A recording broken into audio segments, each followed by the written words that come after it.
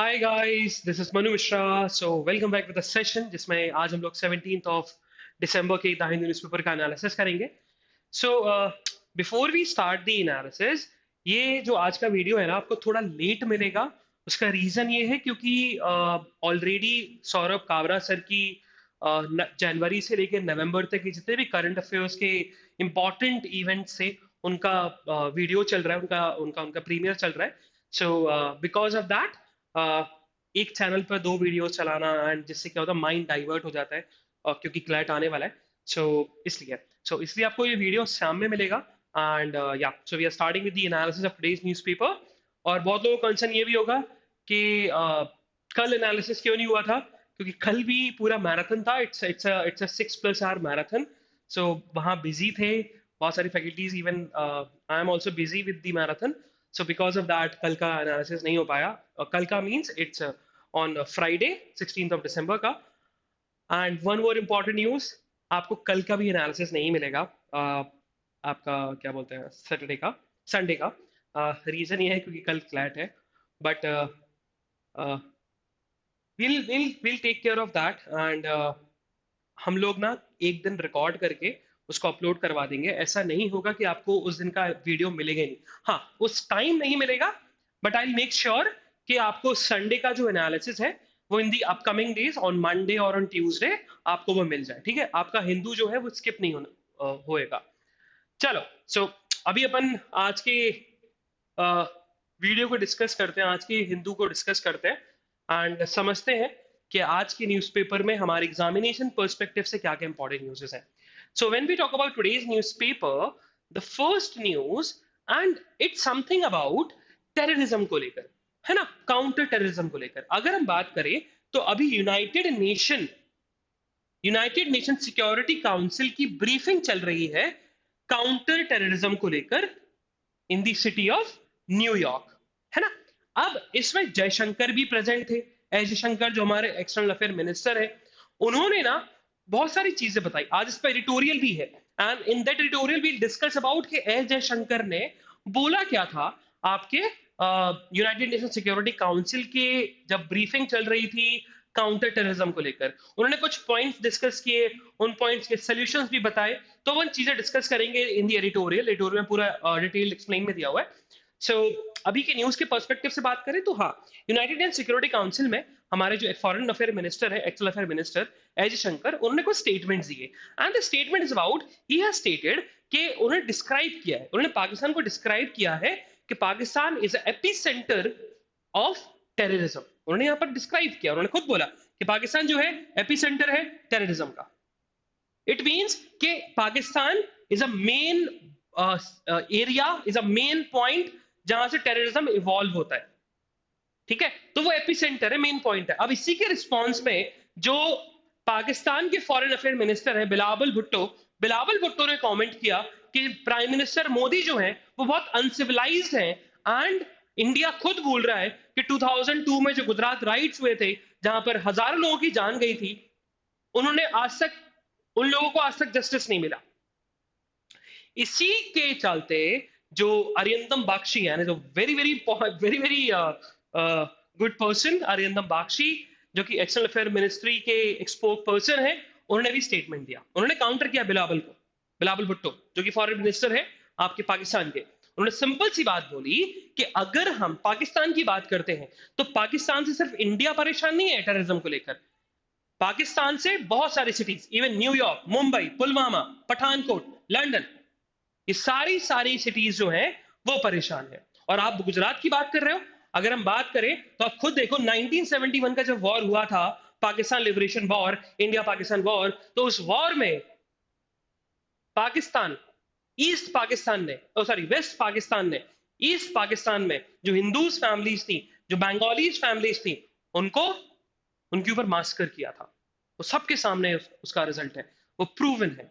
और गुजरात वाले 2002 राइट्स में बहुत सारे लोगों को पनिशमेंट दी गई। ये एक्सटर्नल अफेयर मिनिस्ट्री का रिस्पांस था। एंड उसके साथ उन्होंने एक चीज और बोली, एंड दैट इज कि अगर हम बात करें तो गुजरात वाले केस में हाई कोर्ट ने बहुत सारे लोगों को पनिशमेंट भी दी और सुप्रीम कोर्ट ने ऑलरेडी क्लीन चिट दे दिया। ठीक है, ये चीज यहाँ पर एक्सटर्नल अफेयर मिनिस्ट्री की तरफ से क्लैरिफिकेशन आया। नेक्स्ट न्यूज जो है, इट्स अगेन वही बात हम लोग यहां पढ़ रहे, और आर्यनदम बागची की बात सच निकल गई कि जम्मू एंड कश्मीर में राजौरी डिस्ट्रिक्ट था, राजौरी डिस्ट्रिक्ट में इंडियन आर्मी का एक कैंप लगा हुआ था। उस इंडियन आर्मी के कैंप में कुछ टेररिस्ट घुस आए, जिसके चलते 2 लोगों की डेथ हो गई, 2 सिविलियंस की जो है डेथ हो गई, okay, outside the army camp. Moving further towards the next news. Yes. Okay.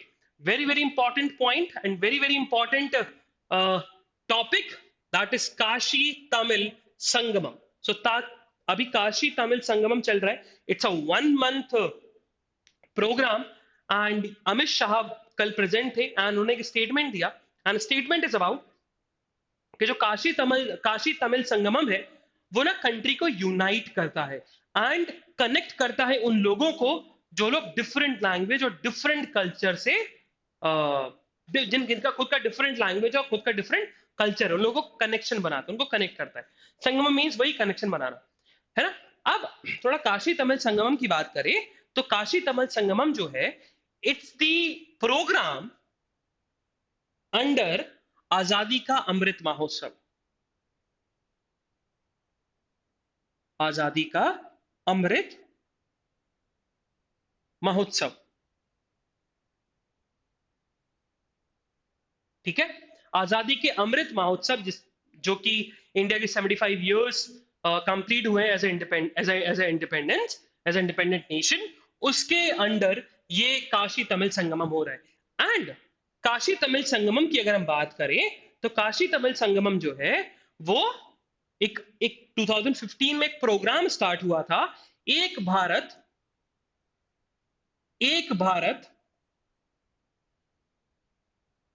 श्रेष्ठ भारत. एक भारत श्रेष्ठ भारत, ठीक है. एक 2015 में प्रोग्राम लॉन्च हुआ था, एक भारत श्रेष्ठ भारत. उसके अंडर काशी तमिल संगमम जो है वो चल रहा है, ठीक है.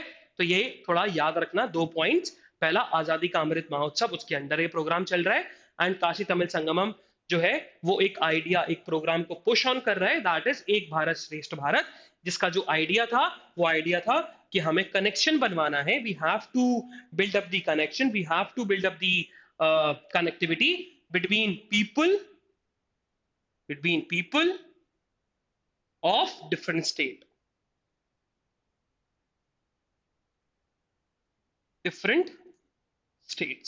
ठीक है, क्लियर. चलो, moving further towards the state news. City news बिल्कुल नहीं पढ़ना है, स्किप करना. अगर हम स्टेट न्यूज पे जाएं तो लेट्स सी कौन कौन सी इंपॉर्टेंट न्यूज़ेस हैं. ओके सो अच्छा, ये जो न्यूज है वो आपकी तमिलनाडु आंध्र प्रदेश बॉर्डर से रिलेटेड है.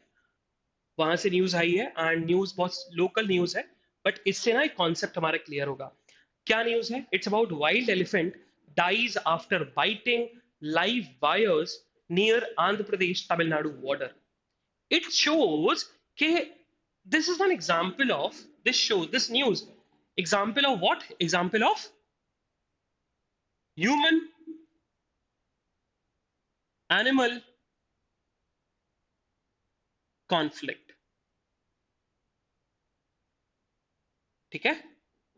This news tells you about what? Tells you about the human animal conflict. कि हम लोग ना बहुत ज्यादा एनिमल्स के टेरिटरी में घुसते जा रहे हैं, हम लोग फॉरेस्ट में घुसते जा रहे हैं, वहां इंफ्रास्ट्रक्चर बिल्डअप कर रहे हैं. यार उस बॉर्डर एरिया पर जहां फॉरेस्ट था वहां पर लाइव वायर्स बिछे थे, जिसके चलते elephant 35 years old female elephant, उसने लाइव वायर्स को बाइट कर लिया एंड आपका एलिफेंट की डेथ हो गई. So this is an example which tells you about कि this is what animal human conflict is. कि हम लोग, we humans, we civilised society, हम लोग जो बोलते हैं civilised being, superior of be all beings, human beings are superior of all beings, वो लोग दूसरे बीइंग्स की टेरिटरी में इंटरफेयर कर रहे हैं. वो चीज यहां पर बताई गई है and this shows the example of animal human conflict. Okay, next one. So it's about Supreme Court examine Andhra Pradesh government's plea seeking division of properties. अब ये क्या है? देखो 2014 की बात करें, 2014 की बात करें तो 2014 में ना एक इंपॉर्टेंट बात हुई थी एंड एक इंपॉर्टेंट पॉइंट डिस्कस हुआ था एंड दैट इज अबाउट कि आंध्र प्रदेश जो कि एक बहुत बड़ा स्टेट था उसको डिवाइड कर दिया गया था दो डिफरेंट स्टेट में. मतलब Andhra Pradesh state, united state got bifurcated into two states known as Andhra Pradesh and Telangana on the basis of culture. ठीक है, 2014 में हुआ था. उसके लिए एक एक्ट पास हुआ and the name of the act is what? Andhra Pradesh Reorganization Act 2014. क्या what is the name of the act is? Andhra Pradesh Reorganization Act 2014 and under this act जो कि पार्लियामेंट में पास हुआ उस एक्ट के through Andhra Pradesh जो कि एक यूनिफाइड स्टेट था उसको बाइफिकेट कर दिया टू डिफरेंट स्टेट्स में. एक बना आंध्र प्रदेश जो कि पूरा कोस्टल वाला एरिया उसने लिया और नेक्स्ट बना क्या? तेलंगाना. ठीक है, अब हम बात करें तो आंध्र प्रदेश जब यूनिफाइड स्टेट था तो बहुत सारे इंस्टीट्यूशंस थे, बहुत सारी प्रॉपर्टीज थी, बहुत सारे ऑर्गेनाइजेशंस थे. पहले तो एक ही स्टेट था, now it become two states. तो ऑब्वियस सी बात है जब बंटवारा होता है, जब घर में अगर प्रॉपर्टी का डिवीजन होता है तो कुछ ना कुछ तो मिलता है ना भाई किसी एक पर्सन को. 50-50% तो मिलता ही है ना. या 50-50% नहीं मिला लेकिन डिवीजन अगर हो रहा है तो 40-50 है, जो भी है डिसाइड हुआ है डिवीजन तो होगा. प्रॉपर्टी का एसेट्स का डिवीजन होता है. सो यहां पर बताया गया जो टोटल एसेट्स थे आंध्र प्रदेश रिऑर्गेनाइजेशन एक्ट 2014 में it's amounted to around what 1,48,000 crore rupees के थे. And it's also include what 245 institutions and corporations. और अभी आंध्र प्रदेश ने सुप्रीम कोर्ट में प्ली फाइल करी है and the plea is about कि जो टोटल एसेट्स थे और उन एसेट्स में जो बात की गई थी, एसेट्स की जो बात की गई थी कि इन एसेट्स को डिवाइड कर दिया जाएगा under the Andhra Pradesh reorganisation act 2014 के अकॉर्डिंग, तो हमें डिवीजन करना है. ठीक है, ये चीज बताई गई. Moving further towards the next news. So it's a news from Kerala and Kerala के साथ साथ ये जो है ये somewhat related to IPR intellectual property rights. हुआ क्या कि हम केरला में बात करें तो केरला में केरला के 5 एग्रीकल्चर प्रोडक्ट्स को जीआई टैग मिल गया, ज्योग्राफिकल इंडिकेशन टैग मिला. कौन कौन सा? एक आपको वैसे नाम याद नहीं करने है ना, वहां की लोकल नेम है वो याद नहीं कर रहे, it's in the Malayalam. So beans है, एक रेड ग्राम है, शीशम है एंड गार्लिक है एंड स्नैप मेलन है. ठीक है, सो इन 5 एग्रीकल्चर प्रोडक्ट्स को जो कि केरला में ही उगते हैं इनको जीआई टैग दे दिया गया. अब जीआई की अगर हम बात करें तो जीआई मीन ज्योग्राफिकल इंडिकेशन है ना. अब geographical indication is one of the intellectual property rights. So IPR के मेजरली 4 राइट्स होते हैं. Majorly patent, copyright, trademark and what geographical indication. So अच्छा यहां पर है नहीं लेकिन कभी कभी आपने देखा होगा कि ना ब्रांड का नेम लिखा होता है एंड ब्रांड के नेम के साथ साथ यहां पर लिखा होता है आर, है ना, या टीएम, है ना. सो ब्रांड के अगर ब्रांड का नाम कोई मिसयूज ना हो उसके लिए आप ट्रेडमार्क लेते हो. जैसे कि लीगल एज है तो लीगल एज ने ना कहीं ट्रेडमार्क लिया होगा कि लीगल एज के नाम से कोई और अदर इंस्टीट्यूशन ना खुल जाए. सो दैट्स व्हाट ट्रेडमार्क इज. तो आपकी नाम को प्रोटेक्ट करता है, वो होता है ट्रेडमार्क.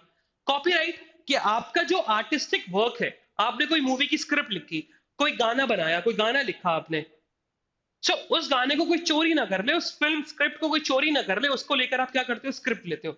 अगर इसने दृश्यम 2 देखी होगी तो दृश्यम 2 में एक सीन था जहां पर बताते कि मैंने ना इस पे बुक लिख दी. बुक क्यों लिखी? क्योंकि बुक पे कॉपीराइट मिल जाता है तो वो स्टोरी अब कोई चोरी नहीं कर सकता. पेटेंट क्या होता है? आपने कोई चीज इन्वेंट करी, जैसे कि एड्स का कोई क्योर नहीं है, कोई परमानेंट क्योरेबल मेडिसिन नहीं है, लेकिन अगर कोई ट्रीटमेंट मिल जाए, किसी ने कोई कंपनी है, बायोटेक कंपनी है, उसने कोई एक मेडिसिन बना दी जो कि एड्स को क्योर कर देती है बिल्कुल पूरे तरीके से, फिर तो वो पर्सन जो है उसने कोई चीज नई चीज इन्वेंट करी तो उसको क्या मिल जाएगा? पेटेंट मिल जाएगा. और लास्ट जो आता है वो आता है जीआई, ज्योग्राफिकल इंडिकेशन. अब ज्योग्राफिकल इंडिकेशन की अगर हम बात करें तो ज्योग्राफिकल इंडिकेशन जो है वो उन प्रोडक्ट्स को दिया जाता है, वो सिर्फ जो प्रोडक्ट एक स्पेसिफिक एरिया पर ही मिलते हो और वो कहीं नहीं मिल सकते. जैसे कि अगर उड़ीसा में जाओगे तो उड़ीसा में आपको एक जगह है जहां पर मिलती है खंडमम हल्दी। टर्मरिक, हल्दी मतलब टर्मरिक जो सब्जी में डलती है ना। कभी कभी अगर बीमार पड़ते हो तो मम्मी जो होती है दूध में मिला के देती हैं, येलो येलोइश था, जिससे कड़वा हो जाता है दूध।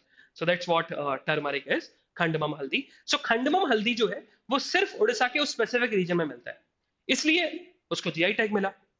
ठीक है। अब रसगुल्ला, सो रसगुल्ला बंगाल में मिलता है, कोलकाता में मिलता है, और कहीं नहीं मिलता, और कहीं बन ही नहीं सकता वो। तो रसगुल्ला को जीआई टैग मिल रखा है। तो ऐसे जीआई टैग मिल रखे हैं। ठीक है। तो जीआई टैग का ये पर्पस होता है। तो अब जो केरला के ये जो 5 एग्रीकल्चर प्रोडक्ट्स हैं, इनको जीआई टैग क्यों मिला? क्योंकि ये सिर्फ केरला के जो 5 प्रोडक्ट्स हैं, ये सिर्फ केरला में ही मिल सकते हैं और कहीं नहीं मिल सकते, इसलिए इनको जीआई टैग मिल रखा है। ठीक है। जिससे एक आइडेंटिफिकेशन मिल सके, ज्योग्राफिकल आइडेंटिफिकेशन मिल सके कि भैया ये सिर्फ इस स्पेसिफिक एरिया में मिलता है, और इसकी इंपॉर्टेंस ये है। Moving further on the editorial page, so when we talk about today's editorial, तो सिर्फ आज एक ही important editorial है। रीजन है सैटरडे है, तो सैटरडे को आज ना ही टेक्स्ट एंड कॉन्टेक्स्ट आता है, ना ही एडिटोरियल, कुछ इंपॉर्टेंट एडिटोरियल्स भी नहीं आते। सो एक इंपॉर्टेंट एडिटोरियल मिला है, and that is about what, that is about S Jaishankar ने यूनाइटेड नेशन सिक्योरिटी काउंसिल में जो ब्रीफिंग दी है काउंटर टेररिज्म को लेकर, उससे रिलेटेड है। ठीक है। तो पढ़ेंगे। सबसे पहले क्या लिखा गया? सबसे पहले ऑथर ने यह बताया कि एस जयशंकर की बात करें तो एस जयशंकर ने जो स्पीच दी थी, एस जयशंकर ने जो speech the about the in the United nation security council में, जहां पर वो काउंटर टेररिज्म को लेकर ब्रीफिंग कर रहे थे, तो उन्होंने वहां पर 4 हर्डल्स बताए कि काउंटर टेररिज्म को लेकर 4 रुकावटें हैं। There are 4 barriers, there are 4 hurdles जो कि हमें काउंटर टेररिज्म से रिलेटेड, क्या काउंटर टेररिज्म को रोकती हैं। अब वो 4 चीजें क्या है? पहला पॉइंट उन्होंने बताया कि देयर आर मेनी स्टेट्स जो कि टेररिज्म को सपोर्ट करते हैं, लाइक पाकिस्तान। तो state support for financing terror, के बहुत सारी स्टेट्स ऐसे हैं जो कि टेररिस्ट ऑर्गेनाइजेशन को क्या करते हैं? फाइनेंस करते हैं। पहला हर्डल बताया। दूसरा हर्डल बताया कि multilateral mechanism that are opaque and agenda driven, कि मल्टीलेटरल कोई मैकेनिज्म या मल्टीलेटरल इनिशिएटिव या मल्टीलेटरल ऑर्गेनाइजेशन नहीं बन पा रहा, और बनता भी है तो बहुत ओपेक होता है और एजेंडा ड्रिवन होता है। क्योंकि अगर हम बात करें, यूएस और रशिया है ना, और यूएस जो है उसने तालिबान को सपोर्ट किया था 90s, इन दी लेट 80s में, 1980s में, और रशिया इसके अगेंस्ट में था। तो यहां पर Taliban is a terrorist organisation, तो यूएस जहां एक जगह सपोर्ट कर रहा था, वहां रशिया क्या कर रहा था? उसके अगेंस्ट में था। तो ये क्या है? This is what, agenda driven था, है ना, एक्टिविटीज। दूसरा, डबल स्टैंडर्ड, कि भैया अगर हम बात करें तो चाइना क्या करता? चाइना बोलता भाई टेररिज्म खत्म हो जाना चाहिए, लेकिन वहीं आपने डबल स्टैंडर्ड दिखाता है, वो एक जगह सपोर्ट कर रहा है, एक जगह सपोर्ट नहीं कर रहा। और तीसरा and the fourth and the most important one, that is about use of technology, मतलब next frontier, that is use of emerging technologies like drones, virtual currency, जिससे टेररिज्म एक्टिविटीज जो है वो और ज्यादा स्प्रेड अप होती हैं।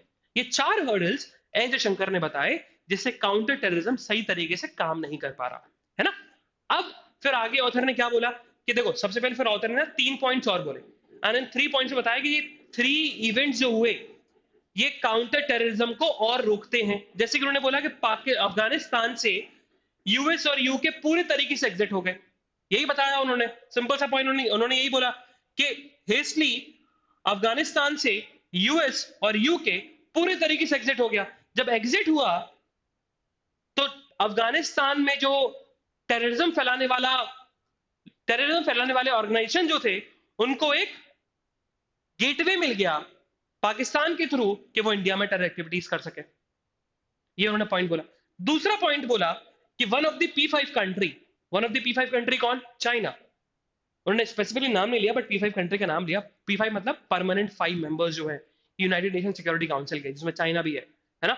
चाइना को मिला कि चाइना जो है कंटिन्यूअसली ब्लॉक करता जाता है उन टेररिस्ट, पाकिस्तान बेस्ड टेररिस्ट लोगों को, और रिसेंटली उसने 5 लोगों को, 5 रेजोल्यूशन को ब्लॉक किया, जिसमें वो उन 5 लोगों को टेररिस्ट, इंडिया जो है 5 लोगों को टेररिस्ट डेजिग्नेट कर रही थी और चाइना ने ब्लॉक कर दिया। जैसे कि जिसमें उन्होंने एलईटी और लिट्टे और जैश ए मोहम्मद के टेररिस्ट का रेजोल्यूशन पास किया था, उनको रोक दिया। जैसे साजिद मीर का था, रोक दिया था चाइना ने, है ना। फिर नेक्स्ट बोला कि अगर हम बात करें तो ऑथर का खुद कहना है कि भाई इंडिया ने ना एक प्रपोजल दिया था 1996 में, कॉम्प्रिहेंसिव कन्वेंशन और इंटरनेशनल टेरर, है ना, comprehensive convention on international terror, जिसके थ्रू जो काउंटरिंग टेरर के लिए ग्लोबल प्रैक्टिसेस थी उसको रोकने के लिए बनाया गया था। ठीक है। अब अगर हम बात करें उस पे व्हाट हैपन, उस पे वही एजेंडा ड्रिवन हो गया। लोग बोले कि ये हमारे कंट्री के लिए फेवरेबल नहीं है, इसलिए हम इसको सपोर्ट नहीं करेंगे। तो वो चीज कभी सक्सेसफुल हो ही नहीं पाई, ये चीज ऑथर ने क्लियरली बोली। फिर लास्ट में फिर ऑथर का यही कहना है कि उन्होंने फिर पाकिस्तान को कैसे अड़काया। फिर पाकिस्तान में उन्होंने यही चीज बोली है कि अगर हम एस जयशंकर की बात करें, एस जयशंकर का जो स्टेटमेंट था, एपी सेंटर ऑफ कि पाकिस्तान जो AP centre of terror activities है, बिल्कुल सही है। उसके बाद जो बिलावल भुट्टो का स्टेटमेंट आया, बिलावल भुट्टो जरदारी का, वो बहुत गलत था। पहले उन्हें अपनी तरफ देखना चाहिए, उसके बाद फिर इंडिया की तरफ जाना चाहिए। ये चीज यहाँ पर ऑथर ने स्पेसिफाई करी है। Moving further, so this is ground zero, so ना आपको नहीं पढ़ना है, स्किप करिए। Okay, on the next page, so what happen, so यहाँ पर यूनियन गवर्नमेंट ने सिंपल सी बात बोली है, एंड दे हैव स्टेटेड कि जितने भी हमारे नेशन में अनरजिस्टर्ड चाइल्ड केयर इंस्टीट्यूशंस है उन सबको रजिस्टर्ड करवाइए। ये चीज उन्होंने बोली है कि ऑल चाइल्ड केयर इंस्टीट्यूशन जो है वो कंपलसरी रजिस्टर्ड होने चाहिए by the government. Okay, next one, so coordinated effort on to curb Chinese loan apps, says finance minister. सो उनका यही कहना है कि अगर हमें जो चाइनीज लोन्स ऐप है, अगर आपने देखा होगा बहुत सारे ऐप्स बने हुए हैं, एंड ऐप्स ना आपको क्रेडिट देते हैं कि भैया आप पैसा ले लो और बाद में आप लोन चुका देना जीरो इंटरेस्ट पे। लेकिन उसके बाद फिर क्या होता है, आप एक जब एक एक एक एक डे निकल जाता है, then after after that expiry of date आपके ऊपर इंटरेस्ट 20% 30% के बेस पे लगता है। सो वही फाइनेंस मिनिस्टर का कहना है कि we have to coordinately, we have to come together, जिसके चलते हम लोग चाइनीज लोन्स ऐप है उनको काउंटर कर सकते हैं, उनको हटा सकते हैं, है ना। ये चीज कहना है। उन्होंने खुद बोला कि अगर हम बात करें तो अभी तक ना 13,000 मतलब 12,900 कुछ कंप्लेन फाइल हो चुकी हैं। Moving further